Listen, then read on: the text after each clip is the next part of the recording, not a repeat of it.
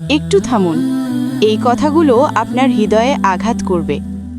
আপনি কি জানেন, আল্লাহ কখনো ঘুমান না, কখনো ক্লান্ত হন না।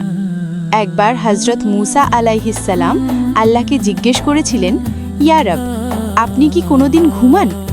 আল্লাহ সরাসরি উত্তর দেননি, বরং মুসা আলাইহিসসালামকে দিলেন দুটো মাটির কলস। বললেন, এই দুটো শক্ত করে ধরে রাখো। কিছুক্ষণ পর মুসা আলাইহিসসালামের চোখ ভারী হয়ে এলো, ঘুম এসে গেল। আর ঠিক তখনই দুটো কলস হাত থেকে পড়ে ভেঙে গেল। তখন আল্লাহ বললেন, মুসা, তুমি যদি এক মুহূর্তের জন্যও জেগে থাকতে না পারো, আর আমি যদি এক মুহূর্তের জন্য ঘুমিয়ে পড়ি, তাহলে আসমান, জমিন, সূর্য, চাঁদ সব ভেঙে পড়ে যাবে। আল্লাহ কখনো ঘুমান না, আল্লাহ কখনো তোমাকে ভুলে যান না। তুমি যখন কাঁদো, আল্লাহ দেখেন। তুমি যখন নীরবে দোয়া করো, আল্লাহ শোনেন।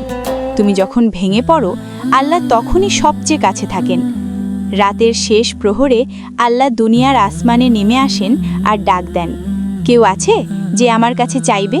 কেউ আছে যে গুনাহ মাফ চাইবে? কেউ আছে যে রিজিক চাইবে? কেউ আছে যে ব্রোকেন হার্ট নিয়ে এসে বলবে, ইয়া আল্লাহ? আর তুমি বলো, আল্লাহ আমার কথা শোনে না। ভাই বোন, যে রব সমুদ্র ফাটাতে পারেন, আগুন ঠান্ডা করতে পারেন, মাছের পেটে জীবন দিতে পারেন, সেই রবই তোমার আল্লাহ। আজ রাতেই তাকে ডাকো, নীরবে, চোখের পানিতে, ভাঙা হৃদয় নিয়ে। আল্লাহ কখনো দেরি করেন না, তিনি শুধু সঠিক সময় বেছে নেন। যদি বিশ্বাস করো, কমেন্টে লিখো, আল্লাহ আমার জন্য যথেষ্ট।